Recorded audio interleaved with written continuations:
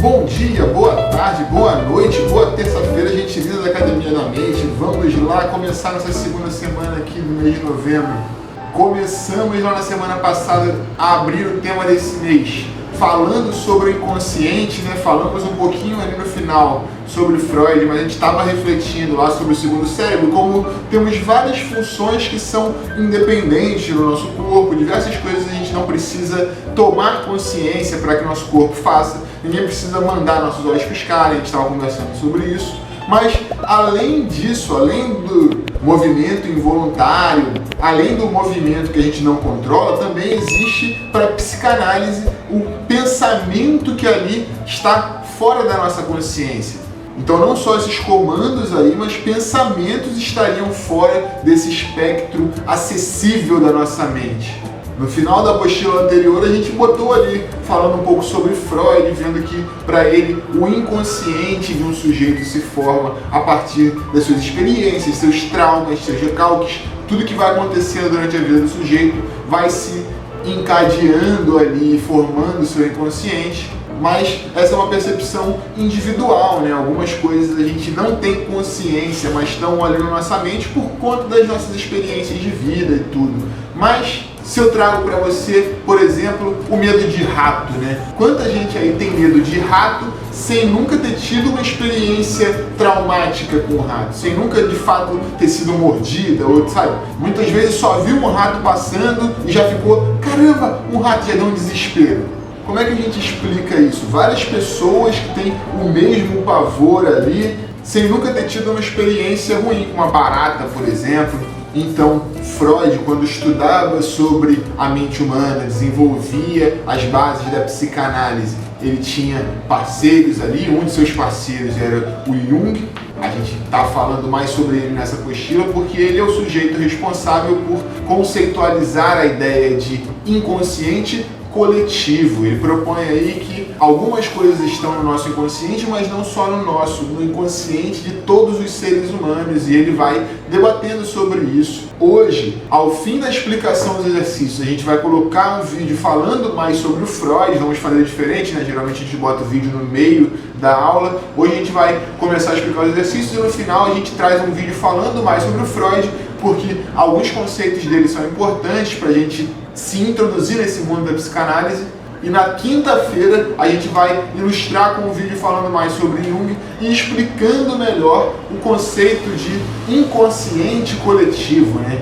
Algumas coisas que estão no nosso inconsciente, mas não por conta das nossas experiências da nossa vida, mas por experiências dos nossos ancestrais, de todos os seres humanos.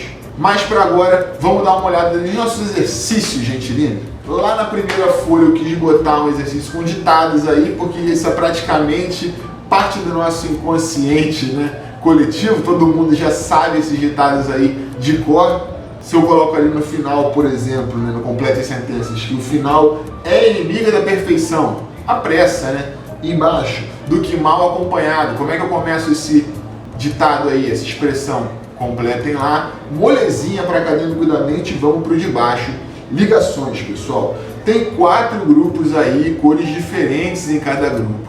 Eu quero que vocês observem ali as bolinhas que estão conectadas em cada grupo e a partir disso vocês interpretem qual é o pedido daquele grupo. Por exemplo, o primeiro ali, ó, à esquerda do lado superior. Eu estou vendo que a bolinha vermelha está ligada na bolinha azul. Cores diferentes e o mesmo tamanho, né? Então eu vou fazer isso. A bolinha pequena, eu vou ligar na bolinha pequena, porque é o mesmo tamanho, mas eu vou ligar cores diferentes. Só que em cada ocasião tem um pedido aí, a partir do exemplo.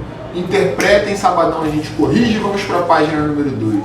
Lá no topo da página número 2 a gente tem o exercício de nome pares, pessoal. A ideia aí é que em cada linha ali a gente encontra naquele grupo de 4 itens o que é idêntico. Sempre vão ter 2 pares casados ali. Então eu vou falar, o 1 e o 4, ou o 2 e o 3 são idênticos. Aqui o 5 e o 7, né? Quais são os pares em cada grupo? São grupos de 4, tá, pessoal? Do lado esquerdo a gente tem 3 grupos de 4, do lado direito a gente tem 2 grupos. Um pouco abaixo a gente tem o texto falando mais do inconsciente coletivo.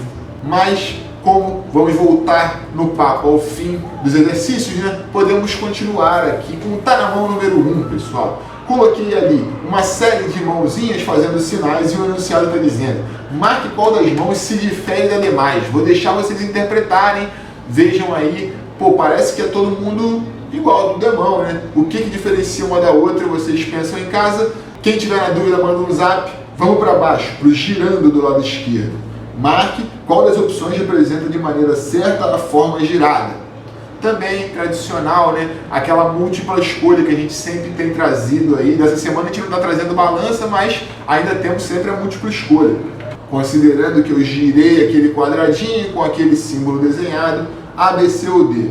Assim acontece também do lado, no exercício chamado cidade, né? A gente tem ali a ilustração, eu estou vendo um prédio que tem 3, 6, 9, 12 quadradinhos de janela, mas o próprio prédio já é um retângulo. Ali embaixo eu tenho mais 2 retângulos, eu tenho que calcular quantas formas aparecem de cada um e marcar as opções ali também, A, B, C ou D, qual delas completa certinho, correspondendo à quantidade de formas na imagem. É isso, gente linda. Nosso vídeo não acaba aqui acaba a nossa explicação do exercício, mas continuamos aí com um breve resumo de alguns conceitos freudianos. Então, curtam o vídeo aí e até quinta-feira, gente linda. Grande beijo!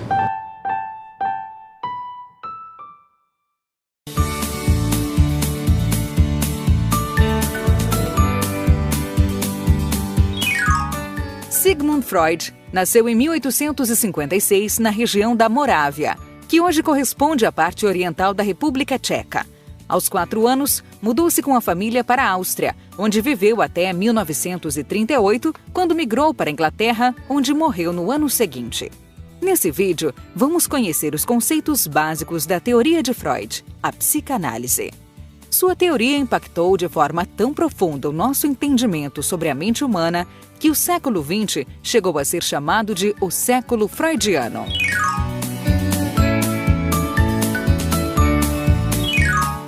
Nossos processos mentais, segundo Freud, ocorrem de forma encadeada, ou seja, nenhum pensamento, sentimento ou lembrança acontece isoladamente, por acaso, como se surgisse do nada. Não. Mesmo que às vezes alguns pensamentos ou sensações pareçam surgir espontaneamente, existem elos ocultos que ligam esses eventos mentais a outros que ocorreram antes. De acordo com Freud, a vida mental se desenvolve assim, de forma contínua, mesmo que as pessoas não estejam conscientes dessa continuidade entre os seus pensamentos e sentimentos.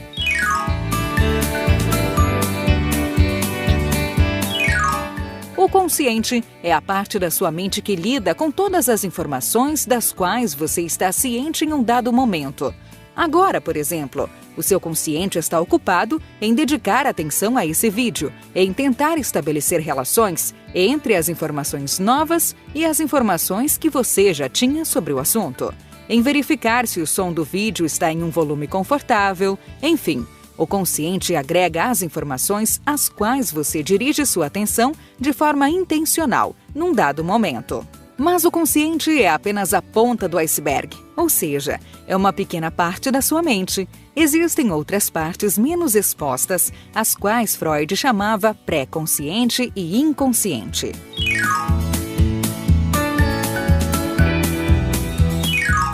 Imagine o inconsciente como a parte mais submersa de um iceberg. Lá ocorrem processos mentais que nunca foram conscientes e que não podem ser acessados pelo consciente, a não ser em situações excepcionais. É nesse lugar inacessível que também ficam guardadas informações que foram excluídas do consciente e que não podem ser lembradas, pois foram reprimidas ou censuradas. Lembranças traumáticas, por exemplo, podem ser enviadas para o inconsciente e permanecerem lá, influenciando indiretamente a vida mental do indivíduo, sem jamais serem lembradas novamente. Apesar de você não ter clareza sobre as coisas que estão no inconsciente, sempre que um pensamento ou sentimento vier à mente e parecer que ele não tem nenhuma relação com os pensamentos ou sentimentos anteriores, na verdade, eles estão relacionados sim, mas esses elos se encontram no inconsciente, já que não existem descontinuidades na vida mental, segundo Freud.